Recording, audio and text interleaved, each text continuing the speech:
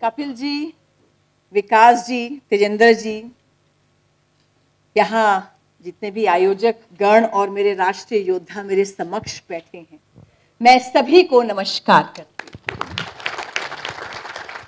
अभी कई सारे प्रश्न आ रहे थे, टेररिज्म क्या है, 35A, 370 और कई सारे और प्रश्न। मैं कल कॉन्स्टिट्यूशन क्लब में शाम को थी स्पीकर, जहां पर यही एक टॉपिक था कि बुद्धिजीवियों का रोल क्या है। तो बुद्धिजीवी तो पहले भी थे और बुद्धिजीवी आज भी हैं, पर पहले कुछ एनडीटीवी टाइप बुद्धिजीवी थे, और आज जो ये मेरे समक्ष बैठे बुद्धिजीवी हैं, ये उनको अपनी साफ सही शक्ल दिखाकर एक्सपोज कर रहे हैं और ये कह रहे हैं कि मत पूछिए क्यों पांव में रफ्तार नहीं है, ये कारवां मंजिल का तलबगार नहीं है, सब है तमाशबीन लगाए हैं दूरबीन, सच जानने को कोई भी तैयार नहीं है। जो आदमी की साफ सही शक्ल दिखा दे वह आईना माहौल को दरकार नहीं है। आप जो मेरे समक्ष बैठे हैं, आप इन लोगों को आईना दिखाना चाहते हैं। आप कहना चाहते हैं कि हम जो राष्ट्रीय योद्धा हैं, हम किसी संसद सत्ता सरकार के मोहताज नहीं हैं, और हमारा कहना है कि जिंदगी तो अपने दम पर ही जी जाती है, कि जिंदगी तो अपने दम पर ही जी जाती है, दूसरों के कंधों पर तो जनाजे ही उठा करते हैं। पुलवामा में आतंकी हमला हुआ, 40 सीआरपीएफ जवान शहीद हो गए, बलिदान हो गए। पूरे देश में रोष था कि मोदी जी कुछ करिए। मोदी जी कहते हैं कि बहुत बड़ी गलती कर ली पाकिस्तान और इन लोगों ने, इनको सबक मिलेगा। घर में घुसकर मारा गया। पर प्रश्न ये उठता है कि ये पिद्दी सा पाकिस्तान, ये छोटा सा देश, ये नापाक हमला करने की सोच भी कैसे सकता है? इसमें इतनी हिम्मत कहां से आती है कि 135 करोड़ लोगों के देश पर ये हमला कर दे? ये जानता है कि यहां के 135 लोग एक आवाज में बात नहीं करते। वो जानता है कि यहां कुछ नेता हैं, कुछ दल हैं जो सुबह से शाम तक अपने आर्मी के जवान को कोसते हैं, कहते हैं ये तो रेपिस्ट है, ये तो सेक्सुअल असॉल्टर है, अपने आर्मी के चीफ को सड़क छाप गुंडा बोलते हैं, और इन पत्थरबाजों को these are innocent poor helpless Kashmiri children, छोटे छोटे पत्थर मार रहे हैं, ऐसा बोलते हैं। पाकिस्तान जानता है कि यहां जब उरी के बाद मोदी जी घुसकर सर्जिकल स्ट्राइक करवाते हैं, तो यहां कुछ दल है जिनका नाम लिया गया, कुछ नेता हैं, वो कहते हैं सर्जिकल स्ट्राइक तो हुई ही नहीं, प्रूफ लेकर आओ। मोदी जी खून की दलाली मत करो। पाकिस्तान जानता है कि रोहिंग्यास की सपोर्ट में army of lawyer supreme court में खड़े हो जाते हैं और कश्मीरी पंडितों के लिए चुप हो जाते हैं, कोई कुछ नहीं बोलता कोर्ट के। पाकिस्तान जानता है कि आधी रात को यहां आतंकवादी के लिए सुनवाई होती है मर्सी अपील की, लेकिन राम जन्मभूमि के केस में डेट पे डेट पर लगती जाती है। इसलिए पाकिस्तान जानता है कि ये माहौल है हिंदुस्तान में, ये माहौल ये लोग देते हैं, ये दल और ये नेता और ये विचारधारा देती है। इस विचारधारा ऐसे दलों को और ऐसे नेताओं को बताने की आवश्यकता है कि ये नया हिंदुस्तान जाग चुका है। तो आपके बीच में अभी डेमोक्रेसी का, लोकतंत्र का महापर्व आने वाला है, चुनाव आने वाला है, तो यहां पर यज्ञ में आपको भी अपनी आहुति करनी है। अगर ऐसे ही षड्यंत्रकारी राष्ट्रद्रोही दल और नेता आपके बीच में आए तो सीधा कहिएगा कि सूरज करता नहीं दोस्ती राख और अंगारों से, चांद करता नहीं दोस्ती तारों और अंधियारों से, शेर करता नहीं है मेल जंगल के सियारों से, और राष्ट्रभक्त करते नहीं दोस्ती राष्ट्र के गद्दारों से। राष्ट्रवाद पर जो ये विचार विमर्श है, ये तीखा कब हुआ? ये तीखा हुआ 9 फरवरी 2016 की जेएनयू की घटना के नारों के साथ। मैं जेएनयू की मुख्य वकील हूं। मैं आर्मी, नेवी, एयरफोर्स को भी रोज कोर्ट्स में रिप्रेजेंट करती हूं, गवर्नमेंट ऑफ इंडिया की स्टैंडिंग काउंसिल हूं। तो जब ये नारे मेरे ध्यान में आया, आप सबके ध्यान में नारे आए होंगे। क्या नारे थे? कि भारत तेरे टुकड़े होंगे इंशाअल्लाह, भारत की बर्बादी तक जंग रहेगी, अफजल हम शर्मिंदा हैं, तेरे कातिल अब तक जिंदा हैं, तुम कितने अफजल मारोगे, घर घर से अफजल निकलेगा। ये अलग बात है, उसके बाद किसी भी अफजल की हिम्मत नहीं हुई अपने घर से निकलने की। जब कन्हैया कुमार अरेस्ट हुआ, उसके बेल ऑर्डर में जस्टिस प्रतिभा रानी जो जज थी हाई कोर्ट की, उन्होंने 4 बातें कही, मैं बताना चाहूंगी, रिपीट करना चाहूंगी। पहले उन्होंने कहा कि चारों ओर वसंत ऋतु है, क्या कारण है कि जेएनयू में शांति के फूल नहीं है? इसका जवाब देना होगा वहां के टीचर्स को, स्टूडेंट्स को, एडमिनिस्ट्रेशन। दूसरा उन्होंने कहा कि मेरे भारत का जवान सियाचिन में पोस्टेड है, इसलिए तुम जेएनयू में बैठकर, दिल्ली में बैठकर राष्ट्र विरोध के नारे लगा पा रहे हो। तीसरा उन्होंने कहा कि जितने भी स्टूडेंट्स राष्ट्र विरोध के नारे लगा रहे हैं, इसमें से एक भी विद्यार्थी सियाचिन में जाकर ऑक्सीजन के बिना 1 घंटा भी खड़ा नहीं हो सकता। और जो चौथी बात कही वो ये कही कि राष्ट्र विरोध का जो जहर आपके अंदर घसा हुआ है, अंदर बस गया है, ये एक प्रकार का इन्फेक्शन है, ये कैंसर है। तो पहले एंटीबायोटिक्स और सख्त दवाइयां देनी होगी, नहीं ठीक होगा सर्जिकल ऑपरेशन करना होगा, नहीं ठीक होगा गैंग्रीन बन जाएगा तो हाथों और पांवों को काटना पड़ेगा। पर जो प्रश्न जज साहब का था, वही प्रश्न मेरा है, वही प्रश्न यहां जितने भी हमारे सोशल मीडिया के योद्धा हैं इनका है, और वही आपका है। प्रश्न है, ये राष्ट्र विरोध का जहर आया तो आया कहां से? मुझे ध्यान है जब कन्हैया कुमार को अरेस्ट किया गया तो वहां पर कुछ टीचर्स ने कहा हम स्ट्राइक पे जाएंगे, बट 80% जो टीचर्स हैं जेएनयू के वो राष्ट्रभक्त हैं, वो देशभक्त हैं। 80% स्टूडेंट्स देशभक्त हैं। वो कहते हैं why strike, we will not go on strike, तो हम तो पढ़ाएंगे। तो ये जो 15% है इनको भी बेचारों को पढ़ाना पड़ा। तो इन्होंने एडमिनिस्ट्रेशन ब्लॉक में बाहर पाठशाला लगाई, राष्ट्रवाद की पाठशाला उसको नाम दिया गया, नाम दिया राष्ट्रवाद की पाठशाला। राष्ट्रवाद पर कुछ ख्याल, नेशन अ डेली प्लेबिसाइट, यानी भारत रोज देखेगा ये देश ठीक काम कर रहा है तो ये राष्ट्र है, नहीं तो नहीं है। 3 टीचर्स 3 दिन आए।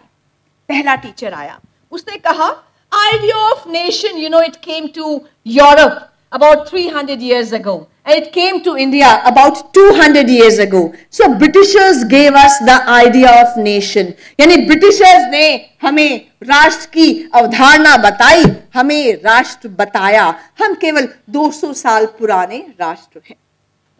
दूसरे प्रोफेसर साहब आए, उन्होंने कहा you know symbol of nationalism, अब मैं भारत मां रखूं या चक्र रखूं? चक्र ठीक रहेगा, चक्र के स्पोक्स ऊपर जाते हैं नीचे आते हैं, ऊपर जाते हैं नीचे आते हैं, ये मोर इगैलिटेरियन है, मोर इक्वालिटी में विश्वास रखता है। तीसरे प्रोफेसर साहब तो और भी महान थे, उन्होंने कहा जैसे यूएसएसआर ने 15 राज्यों पर कब्जा करके उनको अनेक्स कर लिया, एक यूएसएसआर बना लिया, इन 15 राज्यों ने असर्ट किया और सबके सब अलग हो गए, ऐसे ही भारत ने 1947 में मिजोरम, नागालैंड, मेघालय, केरला, गोवा, उसके बाद इन सबको अनेक्स किया। आज अगर ये चाहे, इनको राइट टू सेसेशन है, ये अलग हो सकते हैं। मुझे ध्यान आया कि स्टूडेंट्स में राष्ट्र विरोध का जहर आया तो आया यहां से। फिर प्रश्न था, ये टीचर्स मूर्ख है या षड्यंत्रकारी है? अब मूर्ख तो हो नहीं सकते, डिग्रीज तो है इनके पास, पर मूर्ख भी हैं और षड्यंत्रकारी भी हैं। मूर्ख कैसे हैं? इनको पता नहीं है कि भारत की राष्ट्र की अवधारणा क्या है और पाश्चात्य जगत की राष्ट्र की अवधारणा क्या है।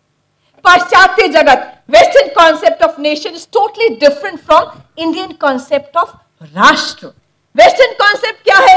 एक राजा, एक सेना, एक साम्राज्य, जनसंख्या, शासन व्यवस्था, लड़ने की प्रवृत्ति।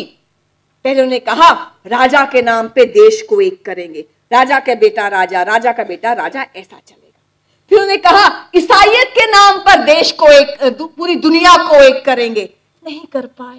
हल्की सी डाइवर्सिटी होती तो राष्ट्र से कई राष्ट्र बन जाते। आपको ध्यान होगा फ्रांस और जर्मनी दोनों क्रिश्चियन कंट्रीज हैं, एक राष्ट्र नहीं बन पाए, रिलीजन उनको जोड़ नहीं पाया। कई ऐसे राष्ट्र हैं, एक भाषा है, लेकिन वो एक राष्ट्र करके नहीं रहे, उनको भाषा भी जोड़ नहीं पाई, रेस भी जोड़ नहीं पाई, पड़ोस भी जोड़ नहीं पाया। ईसाइयत के नाम पर, रिलीजन के नाम पर, लैंग्वेज के नाम पर, ज्योग्राफी के नाम पर कोशिश किया पाश्चात्य जगत ने, डिफरेंट स्टेट्स को इकट्ठे करके अपने साथ में रखने की कोशिश की। हल्की सी डाइवर्सिटी आती तो ये स्टेट्स अलग हो जाते। यूके और आयरलैंड, यूके तो प्रोटेस्टेंट है, क्रिश्चियन है पर प्रोटेस्टेंट है। आयरलैंड जो है वो कैथोलिक है, वो भी एक राष्ट्र करके नहीं रह पाए। यूएसएसआर 15 कंट्रीज में टूट गया, युगोस्लाविया 6 कंट्रीज में टूट गया। हल्की सी डाइवर्सिटी, हल्का सा अलग होना बर्दाश्त नहीं कर पाते। तो इनको ध्यान आता है हिंदुस्तान, हजारों यहां पर अलग अलग डाइवर्सिटीज है, लैंग्वेज अलग है, रेस अलग है, यहाँ पर भाषाएं अलग है, रिलीजन्स अलग है, ये इकट्ठे रह कैसे पा रहा है? तो कैसे रह पा रहा है ये इनको बताने की आवश्यकता है। नेशन का कॉन्सेप्ट जो वेस्ट में है वो एक नेगेटिव कॉन्सेप्ट है। नेशन का कॉन्सेप्ट क्या है? हम एक नेशन, हमारा एक रिलीजन या हमारी एक भाषा, हम बाकियों को कॉन्कर करेंगे, अपने नेशन के अंदर जितनी डाइवर्सिटी है उसको क्रश करेंगे, यूनिफॉर्मिटी लेकर आएंगे, सब एक जैसा होगा, वरना माइनॉरिटीज को समाप्त कर देंगे और एक्सपैंड करेंगे, कॉलोनीज बनाएंगे, एक्सप्लॉइट करेंगे, स्लेव लेकर आएंगे, अपने आप को एनरिच करेंगे। तो western concept of nation is a negative concept of nation. वहां केवल एक राजा, सेना, साम्राज्य, शासन व्यवस्था, जनसंख्या, भूमि होती है। भाषा, रिलीजन, रेस ये भी महत्वपूर्ण है लेकिन बाइंड नहीं करते। अब भारत, वेस्टर्नर्स को तो समझ ही नहीं आता कि तेलुगु, हिंदी, पंजाबी, मद्रास के लोग, आंध्रा के लोग, गुजराती, इतनी लैंग्वेजेस, तभी ये अलग अलग राज्य क्यों नहीं हो पाए, ये सेपरेट क्यों नहीं हो पाए? क्योंकि हम कहते हैं हमारा रहन सहन अलग, हमारी भाषा अलग, हमारा रिलीजन अलग, हमारा खान पान अलग, हमारी बोली, हमारे भगवानों को पूजा करने का तरीका अलग, लेकिन हम में एक फंडामेंटल यूनिटी है, वो है हमारा आध्यात्म जो हमें बांध कर रखता है। आपको ध्यान होगा, आपने पढ़ा होगा, 1000 साल तक गुलाम रहे ना हम लोग, 800 साल तक इस्लाम का शासन रहा, गौरी आए, गजनी आए, 200 साल तक अंग्रेजों का शासन रहा, हमारा राजा गया जाने दो, सेना गई जाने दो, हमारा मंदिर टूटे टूटने दो, जजिया लगा लगने दो, हमारा कथा कीर्तन चलता रहा, आम जनता अत्याचार सहकर भी राष्ट्र भाव को जीवित रखे रही, संघर्ष करती रही। राजा हमारा नहीं था, पर दयानंद सरस्वती के हाथ में ऋग्वेद और यजुर्वेद लेकर वो राष्ट्र भाव की अलख जगा रहे थे। इस्लाम के सामने कौन खड़ा था? राजा गया, सेना गई, सब कुछ गया, गुरु नानक देव जी, उनकी देव परंपरा खड़ी थी। शिवाजी खड़े थे, राणा प्रताप खड़े थे, तुलसीदास खड़े थे, मीराबाई खड़ी थी, चैतन्य महाप्रभु खड़े थे, ज्ञानेश्वर खड़े थे, नामदेव खड़े थे। राज्य अंग्रेजों का था, राष्ट्र हमारा था। हम कभी राज सत्ता के अधीन नहीं रहे हैं। राजा, सेना, साम्राज्य, शासन व्यवस्था, वाइसरॉय सब अंग्रेजों का था, लेकिन राष्ट्र की आत्मा वो हमारे हाथ में थी, वो महर्षि अरविंद के हाथ में थी, तिलक के हाथ में थी, लाला लाजपत राय के, वीर सावरकर के हाथ में थी। और जो वंदे मातरम कहकर बलिदान हो जाते थे वो सत्ता के लोभी नहीं थे, वे राष्ट्र को समर्पित हमारे युवक थे। इसलिए western concept of nation is totally different from Indian concept of राष्ट्र। तो मूर्ख तो ये है ही, पर षड्यंत्रकारी भी है। षड्यंत्रकारी इसलिए है प्रोफेसर कि जो हमें खुली आंख से दिखता है, इनको दिखता क्यों नहीं है? खुली आंख से हमें दिखता है, अभी अप्रैल माह आने वाला है जब संपूर्ण राष्ट्र नव वर्ष मनाएगा। कश्मीर से कन्याकुमारी तक नया साल मनाया जाएगा, जिसको अलग अलग नाम होंगे पर नया साल पूरे राष्ट्र का है। कश्मीर में इसको नवरह कहेंगे, पंजाब में इसको बैसाखी कहते हैं, महाराष्ट्र में गुड़ी पर्व कहते हैं, तेलुगु कन्नड़ में युगादि कहते हैं, असम में बहुत बिहू कहते हैं, राजस्थान में थपना कहते हैं। फिर नवरात्र आएंगे। नवरात्र केवल बंगाल की है क्या? असम, बिहार, गुजरात, आंध्र, केरला, कर्नाटक, महाराष्ट्र, हिमाचल प्रदेश, कहां शक्ति की पूजा नहीं होती? जुलाई अगस्त में कावड़ की यात्रा होगी, हजारों लोग पूरे राष्ट्र से जाएंगे हरिद्वार, गौमुख, गंगोत्री की गंगा जल लाएंगे। अपने वहां के जो लोकल शिवलिंग है, वहां मंदिर है, उस पर जल चढ़ाना है कि नकारात्मकता समाप्त होती है। आदि शंकराचार्य 2000 वर्ष पूर्व जन्मे, जब इस्लाम नहीं था और क्रिश्चियनिटी तो भी शुरू होने ही जा रही थी। 2000 वर्ष पूरे भारत का भ्रमण किया और भारत के चारों कोनों में, पूर्व, पश्चिम, उत्तर, दक्षिण में मठों की स्थापना की। वो जन्मे केरल में, प्राण त्यागे केदारनाथ में। केदारनाथ का जो मुख्य पुजारी होता है वो तो आपके कर्नाटका से ही आता है, वो तो लिंगायत ब्राह्मण ही होता है। मेरा राष्ट्र एक है। कालिदास 1600 साल पहले उनको पता था ये राष्ट्र है, जो इन मूर्खों को नहीं पता, जेएनयू के प्रोफेसर्स को ये राष्ट्र है। 1600 साल पूर्व जब कुबेर धन का राजा जो था, उसने यक्ष को मध्य भारत में नजर बंद कर दिया, तो उस यक्ष को अपनी प्रेमिका के पास कैलाश पर्वत में, अलाका शहर में उसको एक मैसेज भेजना था कि मेरा इंतजार करियो, मैं वापस लौट कर आऊंगा। तो कैसा भेजा मैसेज? ई क्लाउड के द्वारा। कैसे? एक बादल को कहा, हे बादल तू जा मेरी प्रेयसी के शहर में जा, अलाका पर्वत पे जा, कैलाश पे जा और वहां उसको बोल करा कि मैं वापस आऊंगा, मेरा इंतजार करियो। और बादल को लालच भी दिया, कमर्शियल इंटरेस्ट। बादल से कहा तू यहां से वहां तक जाएगा, ये पर्वत होगा, ये झरने होंगे, ये पेड़ पौधे होंगे, ऐसे रमणीय स्थल मिलेंगे, तू जा, मैं सुंदर भारत को देखता हुआ जा, मेरी प्रेयसी के पास संदेशा देगा। 1600 साल पहले वेद पूर्व से पश्चिम, उत्तर से दक्षिण, विवाह, भूमि पूजन के मंत्र तो एक ही है, उनका उच्चारण भी एक है। और मेरे जो कुंभ का साधु जाता है कुंभ में गंगा मां में डुबकी लगाने के लिए, तुमसे तो बहुत अच्छा है, वो तो पूरे हिंदुस्तान की नदियों को याद करता है, फिर गंगा मैया का आशीर्वाद लेता है। कृष्ण भक्ति केवल मथुरा के थे कृष्ण क्या कि वहीं पैदा हुए हैं? क्या कहते हैं, लोकल ऑफ मथुरा? ऐसा नहीं है। मथुरा में पैदा हुए कृष्ण और विवाह कहाँ हुआ? अरुणाचल प्रदेश की रुक्मणी के साथ। तो मेरे उत्तर प्रदेश में, अरुणाचल प्रदेश में तो बेटी और दामाद का रिश्ता है, रिश्तों से बंधी हुई है मेरे भारत के राज्य, भारत की स्टेट्स। कृष्ण भक्ति, उड़ीसा में इनको जगन्नाथ कहते हैं, महाराष्ट्र में विदोबा कहते हैं, राजस्थान में श्रीनाथ जी कहते हैं, आंध्र प्रदेश में वेंकटेश्वर बालाजी कहते हैं। और कृष्ण लीला मेरे पूरे हिंदुस्तान में होती है।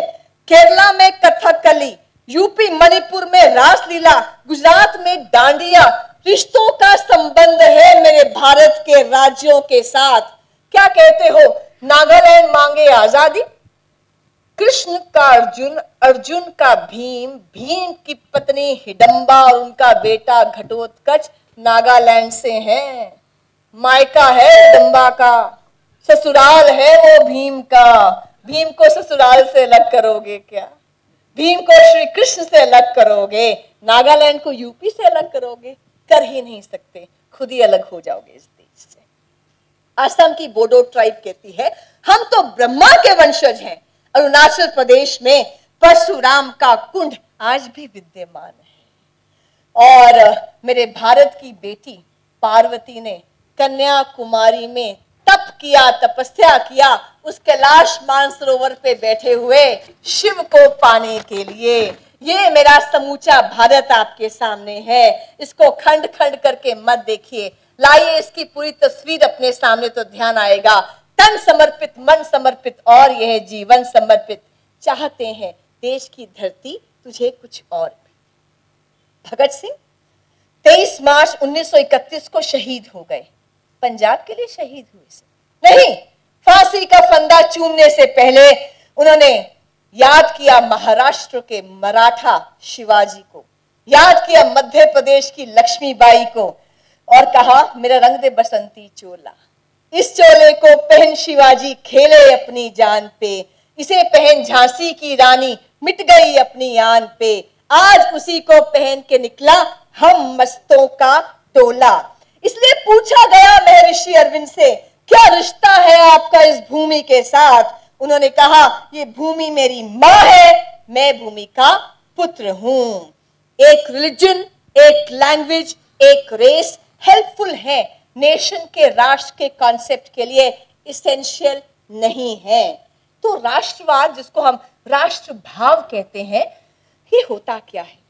राष्ट्र भाव के लिए एक भूभाग चाहिए, जनसंख्या चाहिए, सांस्कृतिक एकात्मता चाहिए, समान इतिहास चाहिए, समान महापुरुष चाहिए, समान श्रद्धा के केंद्र चाहिए, फीलिंग ऑफ वननेस चाहिए, जो मेरी पार्वती की फीलिंग ऑफ वननेस कन्याकुमारी से वो कैलाश पे बैठे शिव के लिए है, जो मेरे कर्नाटक से लिंगायत ब्राह्मण वो केदारनाथ में जाता है और वहां शिव की आराधना करती है, ये मेरे राष्ट्र का स्वरूप है।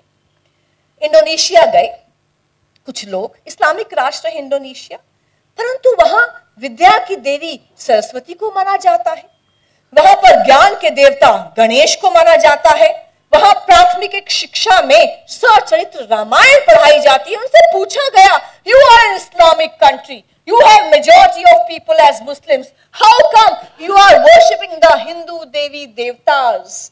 The answer was we have changed our religion, we have not changed our culture, our civilization, our history.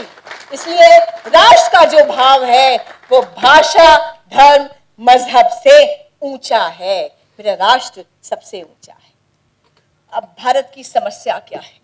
Bharat की समस्या वही है जो विकास जी ने बताया, कपिल जी ने बताया, तेजेंद्र जी रोज लिखते हैं, वो है बौद्धिक आतंकवाद।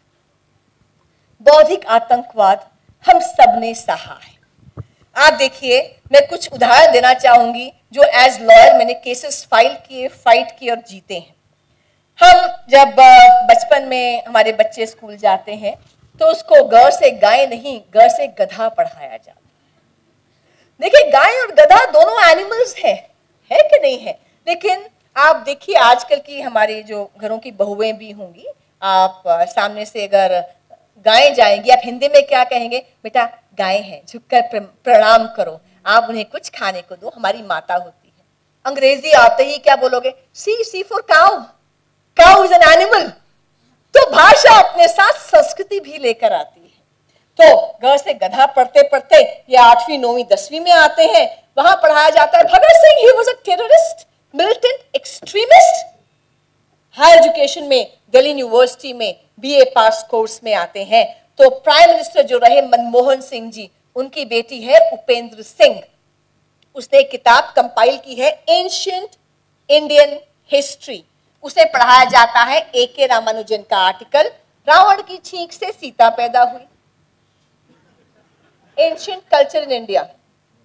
रावण सीता का बाप था, रावण को गर्भ धारण हुआ, 8वें महीने में उसको बाहर निकलने में शर्म आई, उसने जोर से छींक मारी और सीता मैया पैदा हुई। सीता और लक्ष्मण के अनैतिक संबंध थे।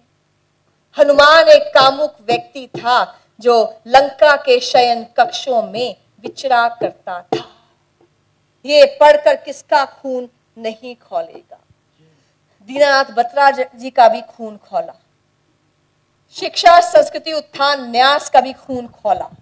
वो मेरे पास एक केसेस लेकर आए कि मोनिका जी क्या किया जाए। हमने कहा केस फाइल करते हैं, केस फाइल किया दिल्ली हाई कोर्ट में। दिल्ली हाई कोर्ट ने कहा no no no no, Hindu should be more tolerant. हमने कहा how tolerant, give us the parameter. Parameter तो बाकी संस्कृतियों के साथ तो है ही नहीं। हम सुप्रीम कोर्ट गए, K G Balakrishnan ji chief justice, no no no no no no no no no, we cannot intervene in this petition. हमने कहा give us liberty to approach the vice chancellor and tell him what is being taught in his university.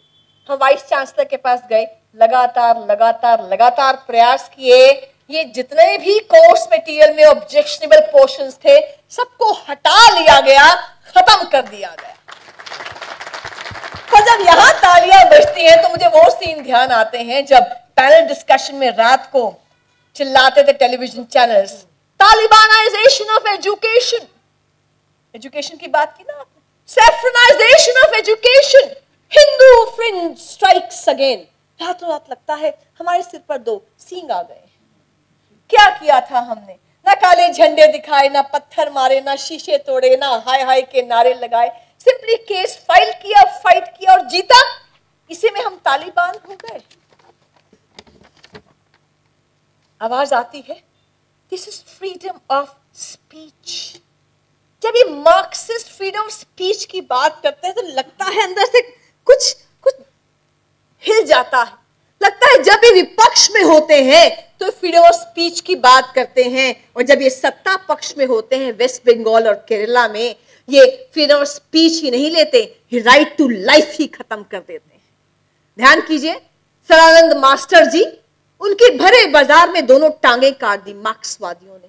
क्यों काट दिया? क्योंकि वो राष्ट्रवाद से, क्योंकि वो मार्क्सवाद से राष्ट्रवाद की ओर आ रहे थे। टीजे जोसेफ, उसका दाहिना हाथ काट दिया गया। क्यों? क्योंकि न्यूमैन क्रिश्चियन कॉलेज में उसने पेपर सेट किया था और क्वेश्चन पूछा था कि प्रॉफिट मोहम्मद के ऊपर। कॉलेज से निकाल दिया गया, हाथ कट गया। उसकी वाइफ ने भी आत्महत्या कर ली कुछ समय के बाद। इतनी इंटॉलरेंस हो जाती है। तो इसलिए ये हमें ना सिखाएं समानता क्या है, फ्रीडम ऑफ स्पीच क्या है और राइट टू इक्वालिटी क्या है। आखिर में मैं यही कहूंगी कि दो तरह की फोर्सेस हैं।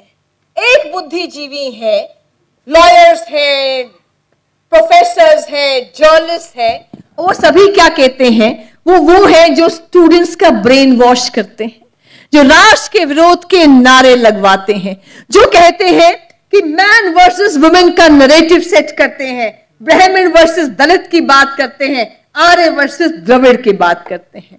और दूसरा है जो मेक इंडिया ब्रिगेड हमारे सामने है, जो इन खाइयों को पाटने का काम करती हैं। वो कहती है आर्टिकल 1 पढ़ो कॉन्स्टिट्यूशन का, जो कहता है इंडिया दैट इज भारत।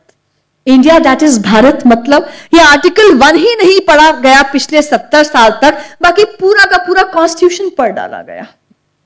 अब कपिल जी और मेरे दो नाम तो नहीं है ना, एक ही नाम है।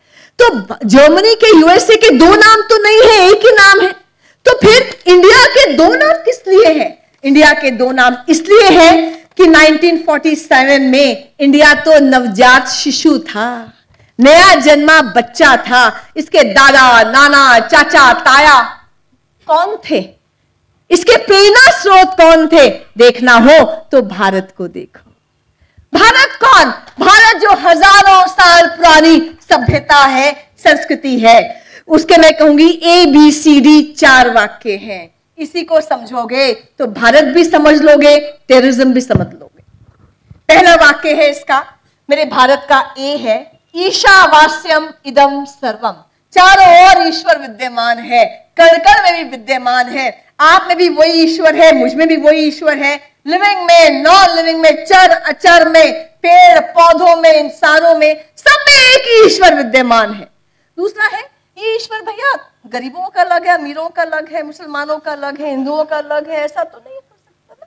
तो ईश्वर कैसा है? तो एकम सत विपरा बहुधा वदंती। ईश्वर तो एक ही है, विद्वान लोग उसे अलग अलग नामों से पुकारते हैं। आप राम कहो, अल्लाह कहो, आप कोई भी नाम लो, जीसस कहो, सब एक ही है। सब उसी ईश्वर के पास जाते हैं। तो भैया मैं आपको क्यों कन्वर्ट करूं और आप मुझे क्यों कन्वर्ट करो? समस्या तो यही आती है जब हम कहते हैं कि ईश्वर एक है, बाकी कहते हैं आई एम सॉरी, हमारा वाला ईश्वर ही ठीक है, तुम्हारा वाला तो शैतान है। वो कहते हैं हम बिलीवर्स, तुम नॉन बिलीवर्स, हम मोमिन, तुम काफिर, हम हैं जो हेवन में जाएंगे, तुम हो जो हेल में जाएंगे, हम हैं, हमारे पास एक रिलीजियस राइट है to convert you, to make you as we are. वहां इंटॉलरेंस आती है, वहां दूसरे के प्रति एक नफरत आती है कि खत्म कर दो, कन्वर्ट और किल, जिस लड़ाई की बात कपिल जी ने लगातार की है। तीसरा, भारत कहता है उद्देश्य क्या है जीवन का? उद्देश्य है सर्वे भवन्तु सुखिनः सर्वे सन्तु निरामया। ईश्वर एक है, कण कण में विद्यमान है, तो उद्देश्य है सबका भला हो। हम में से कभी किसी ने नहीं कहा होगा केवल हिंदुओं का भला हो। हमारे सर्वे भवन्तु सुखिना में तो कीड़े मकोड़े भी आते हैं। ब्रह्मांड में जो जो है सब आता है, जो इस ब्रह्मांड में नहीं है, इससे बाहर के प्लैनेट्स में है, वो भी आ जाता है। इसलिए हम कहते हैं ABCD का D है भारत का, वसुदेव कुटुंबकम, पूरी दुनिया एक परिवार है। इसलिए सुबह से शाम तक हम जब एक दूसरे को मिलते हैं हम नमस्ते बोलते हैं। नमस्ते यानी the divine in me bows down to the divine in you. ब्रह्म तत्व है हम सब में, मेरा ब्रह्म तत्व आपके ब्रह्म तत्व के आगे आपको नमन करता है। ये है विश्व शांति का आधार, जिसको आप हिंदुत्व कह सकते हैं, जिसको आप मानव धर्म कह सकते हैं, जिसको आप सनातन धर्म कह सकते हैं। मुझे आशा ही नहीं विश्वास है कि ये जो मेक इंडिया ब्रिगेड है और जिस इनके हाथ में 8 इंच का ब्रह्मास्त्र है, आपका मोबाइल फोन है, इस ब्रह्मास्त्र को आप जब चाहे, जैसे चाहे, जितनी बार चाहे आप यूज कर सकते हैं, मिस यूज भी कर सकते हैं। तो आपको इसको ठीक से यूज करना है, ब्रेक इंडिया ब्रिगेड को एक्सपोज करना है कि भैया तुम्हारा राष्ट्र तो इंटॉलरेंट राष्ट्र की कल्पना है, मेरा जो राष्ट्र